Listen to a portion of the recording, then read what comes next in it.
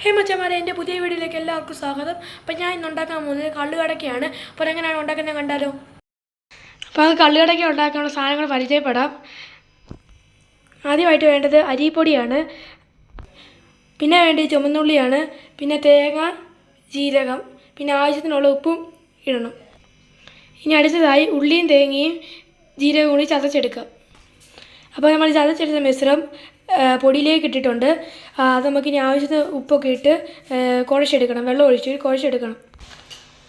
ഇപ്പോൾ നമ്മൾ ആവശ്യത്തിന് വെള്ളം ഒഴിച്ചിട്ട് കുഴച്ചെടുത്തിരിക്കുകയാണ്. ഇതിന് നമുക്കിന്നെ ചെറിയ ചെറിയ ഉരുളകളാക്കി മാറ്റിയെടുക്കാം. ഇപ്പോൾ നമ്മൾ ഇതിനെ ചെറിയ ചെറിയ ഉണ്ടകളാക്കി എടുത്തിട്ടുണ്ട്. ഇനി നമുക്കിതിനെ എണ്ണയിലിട്ട് ഫ്രൈ ചെയ്തെടുക്കാം.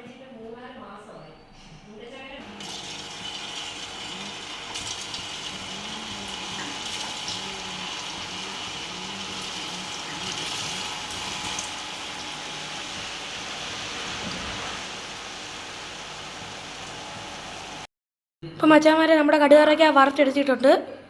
നല്ല ക്രിസ്പി ആയിട്ടുണ്ട് കടുകടയ്ക്ക. നല്ലതായിട്ട് വറുത്ത് കോരി എടുത്തിട്ടുണ്ട്.